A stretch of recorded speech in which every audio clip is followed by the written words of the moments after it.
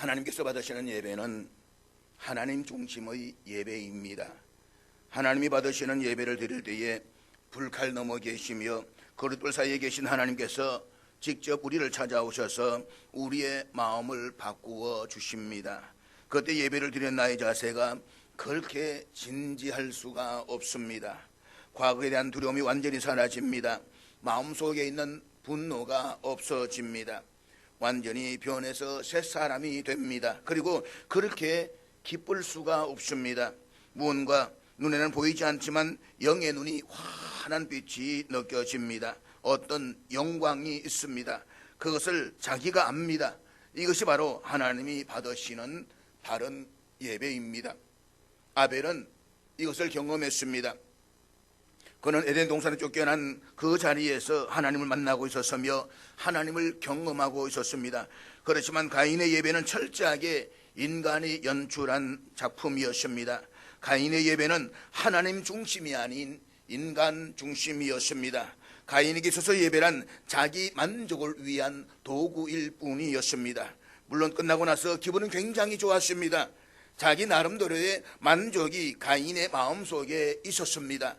그렇지만 가인은 놀랍게도 자신이 드린 예배가 하나님께로부터 거절되었다는 것을 알았습니다. 자신의 예배에 하나님이 임재하셨다는 아무런 증거가 없었습니다.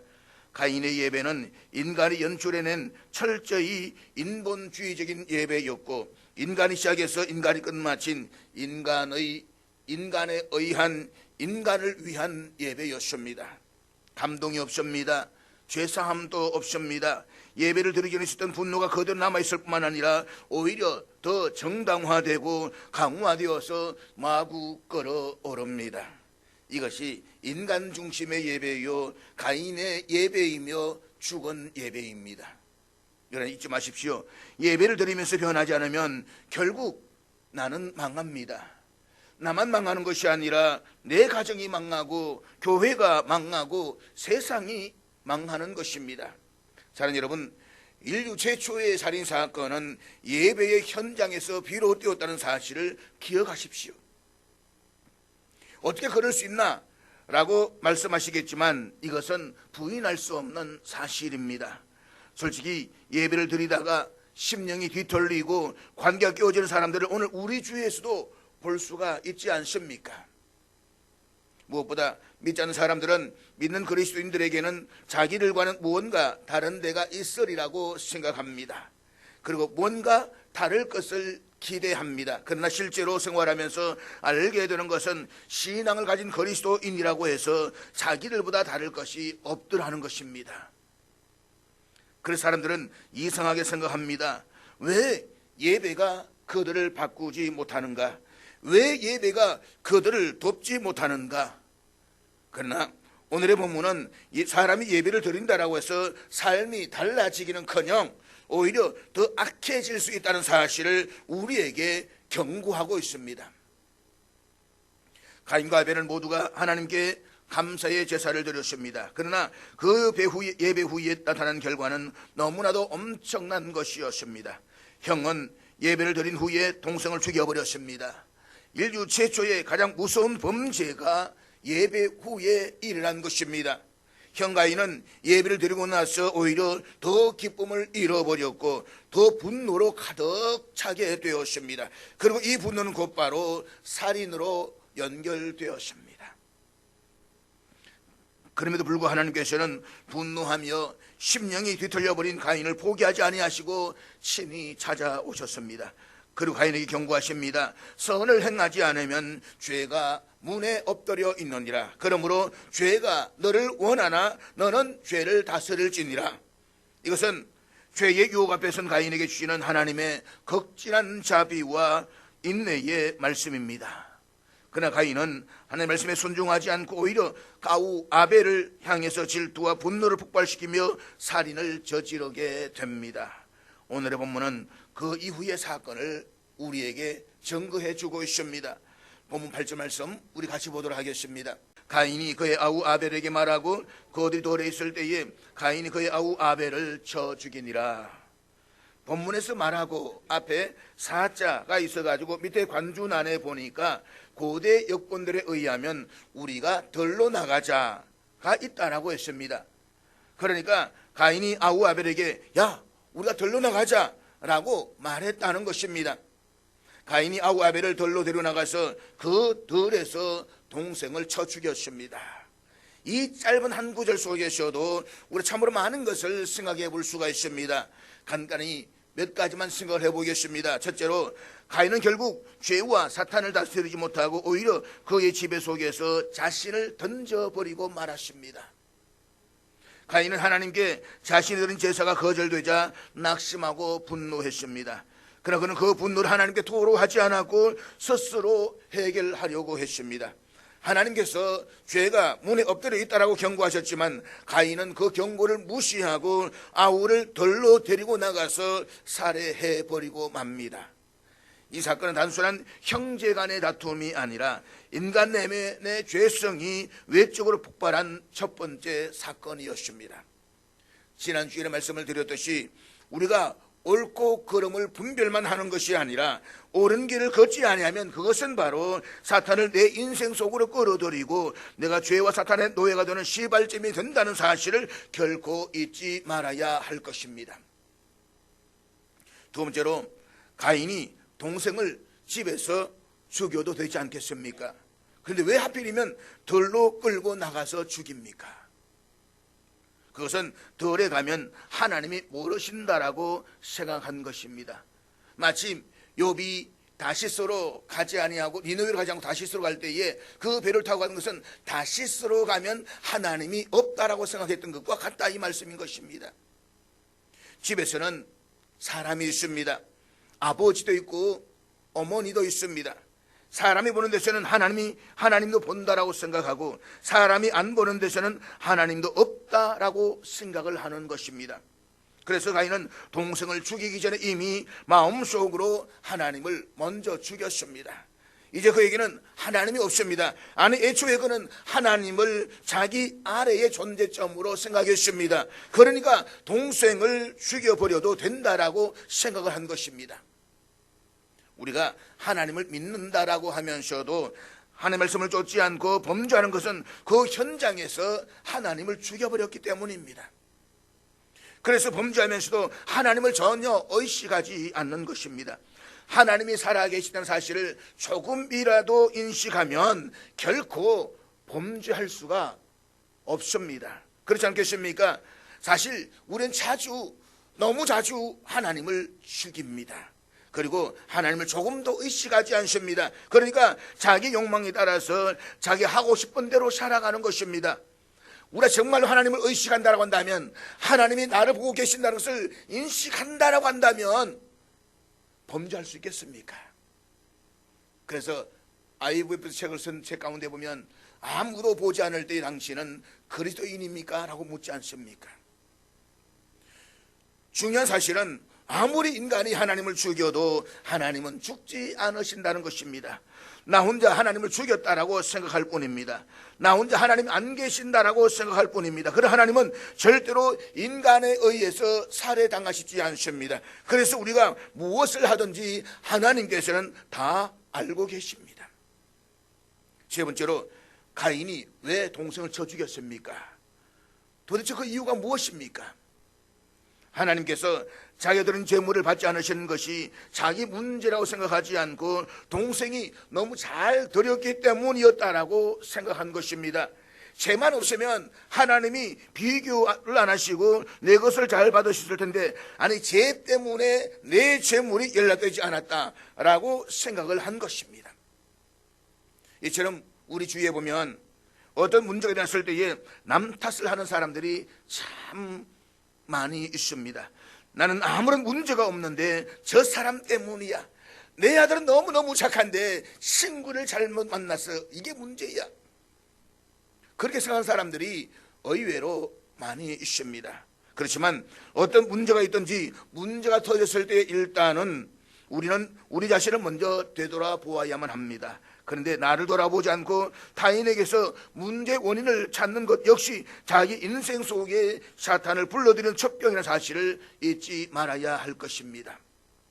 네 번째로 우리가 여기에서 깨달을 수 있는 것은 한 부모 밑에서 같은 핏줄로 태어났다라고 해서 평생 형제로 사는 것은 절대 아니라는 것입니다. 예수님께서도 제자들을 세상에 파송하시면서 사람의 원수가 자기 집안 식구이다 라고 말씀하셨습니다. 그러니까 그리스도 안에서 형제가 거듭나지 아니하면 원수는 가장 가까운 곳에 있다 이 말인 것입니다. 보십시오. 가인이 죽인 사람은 이웃집 사람이 아닙니다. 적국의 원수가 아닙니다. 한 아버지와 한 어머니로부터 한 피를 물려받은 형제입니다. 이것은 자식을 키우는 우리 부모로서 우리가 깊이 생각해 볼 필요가 있습니다. 믿음으로 자녀를 키우지 않으면, 그래서 그들이 그리스도 안에서 거듭나지 않으면 결국 이웃 사촌보다 못한 형제 관계가 될 수 있다는 것입니다. 마지막으로 가인이 아벨을 쳐 죽이는 이 순간부터 인간은 하나님에 대해서 각기 다른 중심으로 살아가는 두 부류로 분류가 됩니다. 한 부류는 하나님 중심으로 살아가는 인간이고 또 하나의 부류는 자기 중심으로 살아가는 인간입니다. 가인은 자기 중심으로 사는 인간입니다. 이것을 다른 말로 말하면 성경적으로 악인입니다. 하나님 중심으로 살아가는 사람, 아벨과 같은 사람을 성경적으로 이야기하면 어인입니다. 이 순간부터 이 세상에는 어인과 악인의 두 줄기가 있습니다. 하나님께서는 여인의 후손과 뱀, 곧 사탄의 후손이 싸울 것이다 라고 말씀을 하셨습니다. 그리고 이것은 앞으로 인류의 역사 끝날 때까지 계속될 투쟁과 갈등의 두 계보를 보여주는 것이라고 말할 수가 있습니다. 중요한 것은 어인이 악인한테 당했다는 것입니다. 그리고 세상은 어인을 미워하고 핍박합니다. 세상적으로는 언제든지 악인이 어인을 해칩니다. 악인이 더 강해 보입니다. 그래서 많은 사람들이 그 길을 갑니다. 누가 의로운 길을 걸을 수 있는가? 누가 하나님 중심으로 살아갈 수가 있는가? 이 세상에 절대로 모든 것이 아니라는 것을 아는 사람만이 그 길을 걸어갈 수가 있습니다. 생명의 길은 의의 길에 있지 악의 길에 있는 것이 아니라는 것, 그 생명은 이 세상만을 의미하는 것이 아니라 영원에 접속되는 것을 아는 사람만이 그 길을 걸어갈 수가 있습니다. 그 사람만이 어떤 도전에도 맞설 수가 있습니다. 결국 하나님께서 그를 책임져 주시는 것입니다. 예수님께서는 마태복음 7장 13절 14절에서 이렇게 말씀을 하셨는데 우리 앞에 다 같이 읽도록 하겠습니다. 좁은 문으로 들어가라. 멸망으로 인도하는 문은 크고 그 길이 넓어 거리로 들어가는 자가 많고 생명으로 인도하는 문은 좁고 길이 협착하여 찾는 자가 적음이라. 예수님께서는 앞서 천국에 대해서 말씀하셨고 또 천국 백성들이 누리는 특권에 대해서도 말씀을 하셨습니다.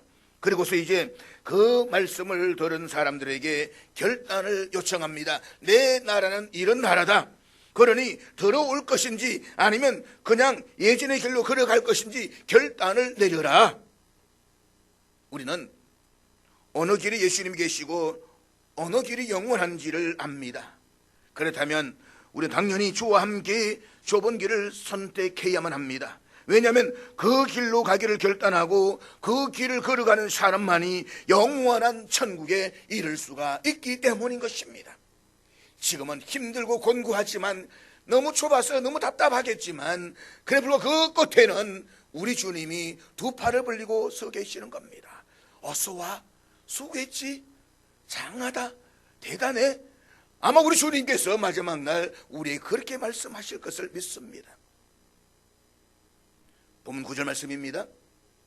여호와께서 가인에게 이르시되 내 아우 아벨이 어디에 있느냐? 그가 이르되 내가 알지 못하나이다. 내가 내 아우를 지키는 자니까.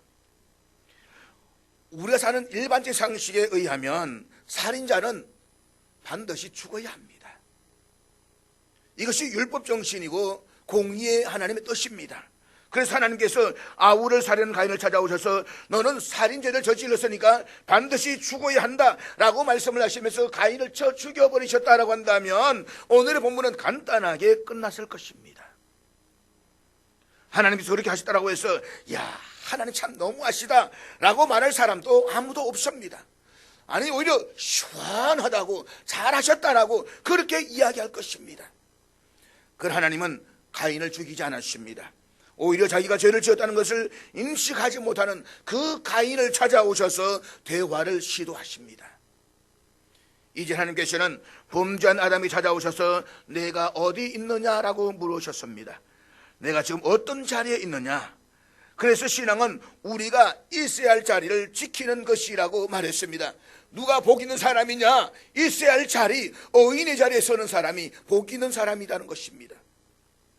복 있는 사람은 자기가 있어야 할 자리에 서 있는 사람입니다. 그런데 하나님께서 살해한 가인에게 찾아오셔서 물으십니다. 내 아우 아벨이 어디 있느냐? 가인에게 물으신 이 질문은 사람과의 관계에 대한 질문입니다. 내 아우와의 관계가 지금 어떻게 되어 있느냐 이 말입니다. 하나님께서는 우리 개인이 먼저 우리 개인의 자리를 물으십니다. 그리고 우리가 맺을 사람과의 관계에 대해서 질문하시는 분이라는 사실을 우리는 잊지 말아야 합니다. 아담아, 내가 어디 있느냐라고 물으시듯이 내 아우 아벨이 어디 있느냐라고 물으셨습니다. 그랬더니 아담은 하나님의 소리를 듣고 나무 사이에 숨었습니다. 그리고 내가 벗었으므로 두려워서 숨었습니다라고 대답을 했습니다. 그런데 가인은 뭐라고 대답을 합니까? 내가 알지 못하나이다. 내가 내 아우를 지키는 자니까. 참 뻔뻔합니다. 지금 가인이 어디에 있습니까? 돌판에 있습니다. 그 돌판에서 동생을 죽였습니다. 그것도 하나님께서 가인을 찾아오신 것이 며칠이 지난 후가 아니라 14절에서 볼 수 있듯이 오늘, 그러니까 가인이 동생을 죽인 바로 그날 그때 찾아오셨다 이 말씀인 것입니다. 만약에 아무것도 없는 돌판이 아니라 숲속이었다라고 한다면 가인도 어떻게 했을까요? 아마 하나님의 말씀을 듣고 나무 사이에 숨었을 것입니다. 그러나 아무것도 없는 들판의 그 공간 속에서는 자기를 숨겨줄 것이 아무것도 없습니다. 그래서 가인은 어떻게 했습니까? 거짓 속으로 도피를 합니다. 거짓말로 하나님을 속이고자 한 것입니다. 아담하고 똑같습니다. 그러니까 눈에 보이는 공간 속으로 도망가느냐, 아니면 눈에 보이지 않는 거짓 속으로 도피하느냐, 그 차이밖에 없습니다. 자기가 지금 무엇을 잘못했는지를 모르고 있습니다. 본문 10절 말씀입니다. 이르시되 내가 무엇을 하였느냐? 내 아우의 핏소리가 땅에서부터 내게 호소하느니라. 하나님께서 가인에게 물으십니다. 네가 무엇을 하였느냐? 전지하셔서 모든 것을 이미 다 아시는 하나님께서 새삼스럽게 무엇을 알기 위해서 가인에게 질문하시는 것이 아닙니다. 이것은 가인으로 하여금 자신이 범한 죄가 무엇이며 그 범죄가 얼마나 큰 것인지를 깨닫게 하기 위해서 질문하신 것입니다. 내 아우의 핏소리가 땅에서부터 내게 호소하느니라. 우리말로 호소하느니라 라고 번역된 히브리어는 현재 진행형입니다. 지금 가인은 아무도 안 보기 때문에 자기 동생을 살해하고 이제 모든 것이 종결되었다라고 생각했습니다. 그래서 완전 범죄를 꿈꾸며 아무 일도 없었다는 듯이 행동을 합니다.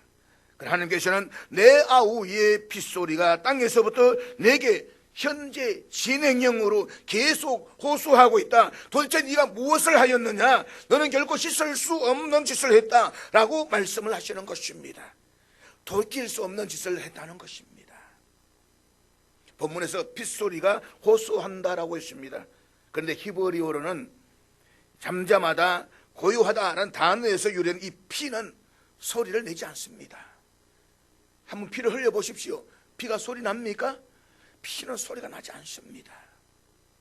그리고 소리와는 정반대되는 속성을 가지고 있습니다. 더구나 호소한다라는 히브리어 차크는 단순히 누군가가 큰 소리를 외치는 것 혹은 단지 부러진다는 것 그 이상의 의미를 가지고 있습니다. 차크, 이 단어는 극심한 고통과 억울함 속에서 터져나오는 외마도의 절규를 말하는 것입니다.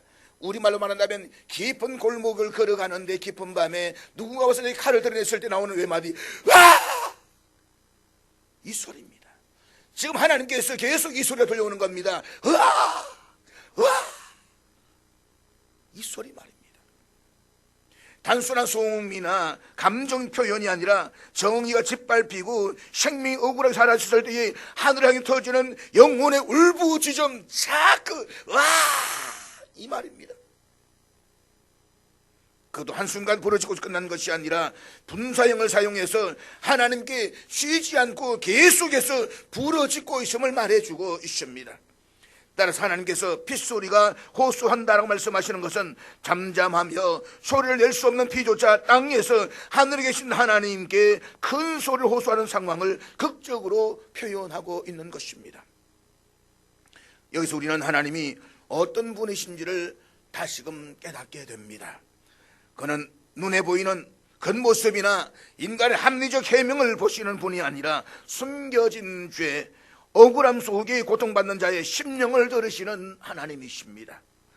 우리의 침묵, 사회의 침묵, 제도의 침묵이 있을지라도 하나님의 귀에는 아벨의 피, 곧 억울한 자들의 자크가 끊임없이 들려지고 있습니다. 그것도 땅이 그 소리를 받아서 하나님께 올려드린다라고 했습니다. 이게 얼마나 무서운지 모릅니다. 아무도 없어도 땅은 있습니다. 보는 사람이 하나 없어도 땅은 바치고 있습니다. 그 땅이 그 사람의 피를 받아서 하늘로 올려드린다는 것입니다.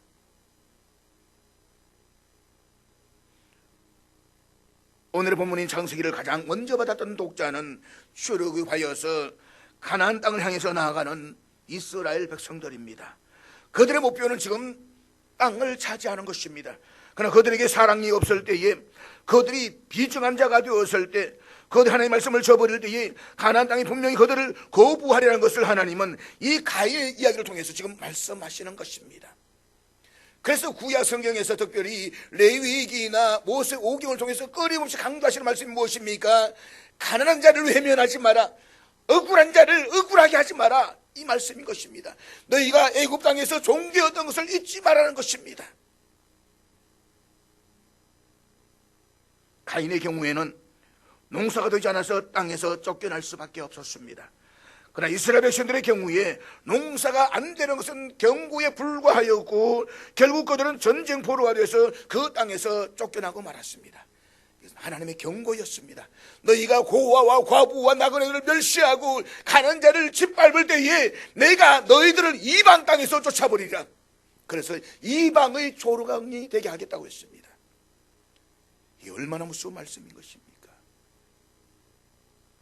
그다음 사랑하는 여러분, 오늘 이 땅에서 하나님께 울부짖는 아벨은 누구입니까? 가족 안에서, 교회 안에서, 사회 안에서 무시당하고 고통받는 사람들이 아닙니까? 정의를 외쳤다가 외면당한 사람들, 교회 안에서 상처받고 침묵당한 사람들, 사회 구조 속에서 소외당한 사람들, 그들의 억울한 울부짖음은 여전히 사크로 와! 이 소리로 하늘에 올려지고 있음을 우리는 잊지 말아야 합니다. 그럼 우리는 모두는 오늘 이 말씀 앞에서 스스로 자문해 보아야만 합니다. 우리는 과연 그 외침을 받고 있는가? 아니면 가인처럼 거짓 속으로 도피하여서 죄를 덮고 변명하며 침묵하고 있지는 않는가? 하나님께서 오늘도 우리 모두에게 물으십니다. 네가 무엇을 하였느냐? 보면 11절 말씀입니다. 땅이 그 입을 벌려 내 손에서부터 내 아우의 피를 받았은즉 내가 땅에서 저주를 받으리니. 가인이 아벨을 쳐 죽일 때에 그 피가 땅에 흘렸을 것입니다. 그러니까 사람의 생명을 죽여서 그 생명으로 하여금 땅이 오염되게 했습니다. 가인이 지금 땅을 저주한 것입니다. 그래서 하나님께서 내가 땅에서 저주를 받으리니 라고 말씀을 하십니다. 그런데 하나님께서 지금 가인을 저주하는 것이 아닙니다. 네가 인간의 생명으로 땅을 더럽기 때문에 그 대가를 네가 땅으로부터 되돌려 받는다라고 말씀을 하십니다. 본문 12절 말씀입니다. 내가 밭을 갈아도 땅이 다시는 그 효력을 내게 주지 아니할 것이요 너는 땅에서 피하며 유리하는 자가 되리라. 하나님께서 범죄한 아담에게도 땅이 너에게 소산을 주지 아니해서 내가 수고하고 애써야 소산을 먹을 것이라고 말씀을 하셨습니다. 그런데 네가 인간의 생명으로 땅을 더럽히기 때문에 가인 너는 더 심한 대가를 땅으로부터 되돌려 받을 것이다. 네가 행한 짓이 이런 짓이다 라고 말씀을 하는 것입니다. 그것을 하나님 지금 정확하게 가인에게 말씀해 주시는 것입니다. 본문 13절 말씀입니다. 가인이 여호와께 아뢰되 내 죄벌이 지기가 너무 무거우니이다. 하나님께서는 가인에게 땅이 효력을 거둘 것이며 그는 유리하는 자가 될 것이라고 말씀하십니다. 하나님의 이 형벌 앞에서 가인은 말합니다. 내 죄벌을 지기가 너무 무거우니이다. 우리에게 주목해야 할 것은 우리말로 죄벌로 번역된 히브리어 원어는 아본입니다. 이 단어는 죄 자체를 의미하기도 하고 그로 인한 형벌을 의미하기도 합니다. 따라서 가인의 말은 내 죄가 너무 무겁다 또는 내가 받은 벌이 너무 심하다 라는 두 가지 의미를 내포하고 있습니다. 세상에 사람을 죽였는데 그것도 동생을 죽였는데 참 뻔뻔해도 너무 뻔뻔하지 않습니까? 이게 범죄한 사람의 심리라는 것입니다. 가인은 자신이 행한 죄의 무게와 그것은 하나님의 심판의 무게를 실감했습니다. 죄는 결코 가볍게 여겨질 수가 없습니다. 죄는 반드시 그 무게만큼의 심판과 고통을 동반합니다. 그런데 가인의 이 고백은 우리가 생각하는 회개와는 다릅니다. 그는 자신의 죄에 대한 고통보다 자신이 받을 벌에 대한 두려움을 토로합니다. 그는 자신이 얼마나 하나님을 거스르고 아우의 생명을 짓밟았는지에 대한 가슴 아픈 자백보다는 앞으로 자신이 겪을 외로움과 두려움에 집중하고 있습니다. 이것은 우리에게도 적용되는 영적 경고입니다. 우리는 죄의 결과 때문에 괴로워하지만 실상은 그 죄 자체를 미워하지 않을 때가 있습니다. 그러나 진정한 회개는 죄의 결과가 무섭기 때문이 아니라 하나님을 슬프시겠다는 사실 그 자체가 고통이 되어야만 합니다. 다윗은 시편 51편에서 밧세바와 동침한 이후에 선지자 나단이 찾아와서 자신의 죄를 지적했을 때에 나는 내 죄가를 나오니 내 죄가 항상 내 앞에 있나이다. 내가 주께만 범죄하였고 주의 목전에서 악을 행하여 싸우니 라고 고백하며 회개했습니다. 이것이 바로 참된 회개의 본질입니다. 그런데 가인은 그렇게 하지를 않았습니다. 그래 불과 놀라운 사실은 이 아우를 살해한 그 가인에게도 하나님께서 자비를 베푸셨다는 사실입니다. 본문 14절 말씀입니다. 주께서 오늘 이 지면에서 나를 쫓아내시온즉 내가 주의 낯을 배웁지 못하리니 내가 땅에서 피하며 유리하는 자가 될지라 무릇 나를 만나는 자마다 나를 죽이겠나이다. 이 본문에서 오늘은 가인이 아우 아벨을 살해한 그 당일을 말합니다.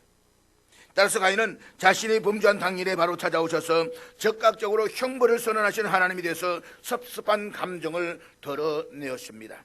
그뿐만 아니라 자신에 대한 벌이 너무 과하다라는 것을 덜어내고 있습니다. 그런데 오늘 본문에서 우리는 가인이 두 가지를 두려워하고 있는 것을 볼 수가 있습니다. 첫째는 하나님과의 단절에 대한 두려움입니다. 주께서 오늘 이 지면에서 나를 쫓아내시온즉 내가 주의 낯을 배웁지 못하리니. 여기서 우리말로 쫓아내다 라고 번역된 히브리어는 쫓아내다라는 의미뿐만 아니라 인연을 끊다 라는 의미도 있습니다. 이는 가인을 그 땅으로부터 쫓아내며 인연을 끊으려 하나님의 의지가 이미 변할 수 없는 확고한 것으로 가인이 이해하고 있었음을 보여주고 있습니다. 한마디로 가인은 자신이 살던 곳에서 추방됨으로써 하나님과 교제할 수 없게 된 사실을 두려워했다는 것을 알 수가 있는 것입니다. 그런데 가인의 이러한 태도는 자기 뜻에 따라 자기 중심주 살아왔을 뿐만 아니라 자신의 죄악을 지적하는 하나님께서 내심 불만을 가지고 있었던 그의 모습에 비추어 보았을 때에 잘 이해가 가지 않습니다. 사실 가인은 자신의 뜻과 방법대로 제사를 드렸고 그것이 하나님께 합당하지 않다는 것을 알면서도 회개하지 않았습니다. 그리고 그는 계속해서 자기의 뜻과 방법대로 살기를 고집했습니다. 그래서 마침내는 인류 최초의 형제 살해라는 엄청난 죄악까지 범하였고 그에 대한 하나님의 저주를 원망했습니다. 한마디로 가인은 구제불능의 존재였습니다. 따라서 이전까지의 그의 태도에 비추어 보면 그 하나님의 낯을 볼 수 없게 된 사실을 오히려 기뻐해야만 할 것입니다. 야, 좋다, 이제 내 하나님 없이 산다, 룰루랄라 라고 해야 되지 않겠습니까? 왜냐하면 자기 중심 살아가는 가인에게서 하나님은 귀찮은 존재였기 때문입니다. 그럼에도 불구하고 가인이 하늘부터 쫓겨나서 단절되는 것을 두려워한 이유는 무엇입니까? 그것은 그가 비록 살인한 끔찍한 죄를 저지르고 자기 중심적으로 살아왔지만 본능적으로 하나님이 떠나는 것이 그에게 참 자유와 행복을 보장해 주지 못한다는 것을 알았기 때문입니다. 즉 가인은 인간의 생명의 원천이신 하나님을 떠나서는 참 생명을 누릴 수도 없을 뿐만 아니라 더 이상 하나님의 보호와 사랑과 관심의 대장도 되지 못한 채 영영 버림받게 될 것임을 알고 그와 같이 하나님의 낯을 보지 못한다라고 쫓겨나는 것을 두려워한 것입니다. 사랑하는 여러분, 물을 떠난 고기는 생명도 자유도 평안도 없습니다. 인간을 물고기에 비유했을 때 하나님은 인간에 있어서 마치 물과 같은 존재입니다. 즉 인간은 그 생명의 근원이신 하나님의 보호와 은총 안에서만 참 자유와 평안을 누릴 수가 있는 것입니다. 하나님을 떠난 자들은 자신들 나름대로 자유롭다고 여길지 모르겠지만 그들은 하나님을 떠난 그 순간부터 멸망의 주인인 사탄의 노예가 되어서 죄 가운데 신음하며 하나님의 심판에 대한 두려움과 공포에 젖어서 살게 되는 것입니다. 그러므로 우리는 항상 하나님과 그의 은총 안에 머물러 있으면서 그의 말씀에 순종하기를 힘써야만 할 것입니다. 내가 하나님 안에 있는 것이 얼마나 큰 복된가를 인정해야 되는 것입니다. 둘째는 사람들로부터의 보복에 대한 두려움입니다. 무릇 나를 만나는 자마다 나를 죽이겠나이다. 이 한 구절이 사실 창세기 전체를 혼돈에 빠뜨리고 있습니다. 지금까지 무대 위에 나타난 사람은 아담과 하와, 가인과 아벨 이 4명밖에 없었는데 그 나무 하나가 죽었으니까 3명밖에 없습니다. 그런데 도대체 누가 있었길래 가인이 사람을 만나서 맞아 죽을까 봐 두려워했다는 것입니까? 따라서 나를 만나는 자마다 나를 죽이겠다라는 이 가인의 말은 문자적인 두려움이기도 하겠지만 더 깊은 차원에서는 죄책감에서 비롯된 과도한 불안과 망상의 표현이라고 말할 수가 있습니다. 그러나 더 중요한 사실은 창세기는 엄청나게 많은 부분을 생략하고 있습니다. 창세기는 모든 족보를 다 기록하고 있지는 않습니다. 세속사가 아니라 창세기는 구속사라는 것입니다. 그래서 비록 성경에는 기록되지 않았지만 아담이 가인과 아벨만 낳은 것이 아니라 다른 자식들도 많이 낳았을 것이다라는 것입니다. 실제로 창세기 5장에는 아담이 아벨 이후에도 800년을 지내며 자녀들을 낳았다라고 기록하고 있습니다. 그런 의미에서 가인이 말한 만나는 자들은 장차 생겨날 다른 가족들, 즉 아담과 하와가 이후에 낳을 자녀들과 그 후손들을 포함한다라고 보는 것도 자연스럽다는 것입니다. 즉 가인은 앞으로 태어날 사람들이 자신에게 복수할 것을 두려워했다라고 볼 수가 있는 것입니다. 이렇게 주장한 이유는 오늘 본문에 나오는 죽이겠나이다 라는 히브리어가 완료형이 아니라 미완료형으로 되어져 있습니다. 그래서 가인은 자신의 죄가 앞으로 태어날 사람들에게도 알려지고 그들에 의해서 심판받을 수 있음을 직감하고 있는 것입니다. 자신의 흘린 피는 결국 자기 자신에게로 돌아올 것이라는 양심의 두려움, 그 내면의 공포를 표현한 고백이 바로 나를 만나는 자마다 나를 죽이겠나이다 라고 하는 것입니다. 그래서 우리 성경을 읽을 때는 한글 그대로 읽으면 곤란합니다. 히브리어 원어나 헬라어 원어를 가지고 그 원어가 어떤 의미에서 이어졌는지를 읽어야만 제대로 성경을 이해할 수가 있는 것입니다. 우리가 축구장에 가서 방송국에서 축구 중계를 할 때에 카메라가 축구공을 따라다니지 축구공을 두고서 청중들만을 비춘다라고 한다면 그것은 중계방송이 아닙니다. 마찬가지로 성경은 인간의 죄와 그 인간을 구원하시려는 하나님의 은혜를 따라서 카메라가 움직이는 것입니다. 그러니까 거기서 벗어나는 것은 다 카메라가 찍지 않는 것입니다. 결국 우리가 그 카메라를 비추지 않는데 신경을 많이 쓰다 보면 축구 중계를 못 보고 딴 것을 보는 것과 똑같이 되어버리는 것입니다. 본질을 놓쳐버린다는 것입니다. 그런 점에서 우리가 성경을 읽을 때 주의해야 하는 것은 범죄한 인간을 향한 하나님의 구속사의 관점에서 읽어야 한다는 것입니다. 이 구속사의 관점에서 의미 없는 것은 다 하나님께서 삭제하신 것입니다. 그렇게 우리가 성경을 보아야만 성경을 제대로 읽어 나갈 수가 있다라고 하는 것입니다. 오늘 우리 삶에도 동일한 문제가 있습니다. 죄를 짓고서도 회개하지 않을 때에 우리는 끊임없는 불안에 시달립니다. 관계는 무너지고 하나님과의 교제는 단절되며 삶의 방향은 흔들립니다. 그러므로 우리는 죄를 결코 가볍게 여겨서는 안 됩니다. 죄는 단순한 실수가 아니라 우리의 삶 전체를 무너뜨리는 영적 파괴력입니다. 따라서 하나님이 없는 삶은 결국 뿌리 뽑힌 나무처럼 흔들리고 망가진다는 사실을 잊지 말아야 될 것입니다. 그런데 오늘 본문은 절망으로만 끝나지 않습니다. 본문 15절 말씀입니다. 여호와께서 그에게 이르시되 그렇지 아니하다. 가인을 죽이는 자는 벌을 7배나 받으려 하시고 가인에게 표를 주사 그를 만나는 모든 사람에게서 죽임을 면하게 하시니라. 본문에서 하나님이 가인에게 주신 표가 무엇인지에 대해서는 성경은 명확하게 기록하고 있지 않습니다. 그래서 그 표가 무엇인지를 우리가 구태여 알려고 몸부림칠 필요도 없습니다. 성경 없는 이야기를 추론해서 하는 것은 이단이나 사탄이 좋아하는 행동인 것입니다. 어떤 사람들은 이 표를 이야기할 때에 신체적인 흔적이라고 보기도 하고 어떤 이는 인격적 변화나 외적 표시였다라고 추정하기도 합니다. 그래서 어떤 목사님은 이 인격적 신체적 표현을 이야기하면서 아마 그건 나병 걸렸을 것이다 라고 하지만 성경 없는 이야기를 그렇게 추론하면 좀 곤란합니다. 중요한 것은 그 표가 죄인을 향한 하나님의 은혜의 표시였다는 사실입니다. 이것은 가인이 회개했기 때문에가 아니라 하나님께 일방적으로 베푸신 자비요 은혜였습니다. 죄인을 죽이기보다 살리시고 다시 회복의 기회를 주시는 하나님, 그분이 바로 복음의 하나님이요 우리가 믿는 사랑과 은혜가 풍성하신 하나님이십니다. 오늘 우리는 가인처럼 살인을 저지르지 않았다라고 할지라도 각자의 삶 속에 수많은 죄와 불순종으로 하나님의 뜻을 거역하며 살아갑니다. 때문에 우리는 모두 심판을 받아 마땅한 죄인이며 하나님 앞에서 유리하는 자가 될 수밖에 없는 존재입니다. 그런데 놀라운 복음은 하나님께서 우리에게도 표를 주셨다는 사실입니다. 그것은 바로 예수 그리스도의 십자가입니다. 예수님의 십자가는 죄인을 심판으로부터 보호하시는 하나님의 약속의 표입니다. 예수님의 몸에 새겨진 못자국과 창자국은 마치 가인에게 보호의 표처럼 우리를 정죄하지 않으시겠다는 하나님의 은혜의 선언입니다. 우리는 예수님의 보혈로 말미암아서 더 이상 심판에 정죄당하지 않습니다. 오히려 하나님의 백성으로 보호받고 살아가는 존재가 되었습니다. 그러므로 우리는 누구든지 그리스도 예수 안에 있으면 결코 정죄함이 없다는 사실, 이 약속을 믿고 의지해야만 합니다.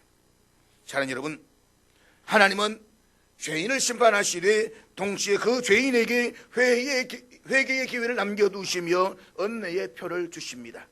가인에게 주셨던 그 표는 오늘 예수 그리스도 안에서 완성된 복음의 표로 우리에게 주어졌습니다.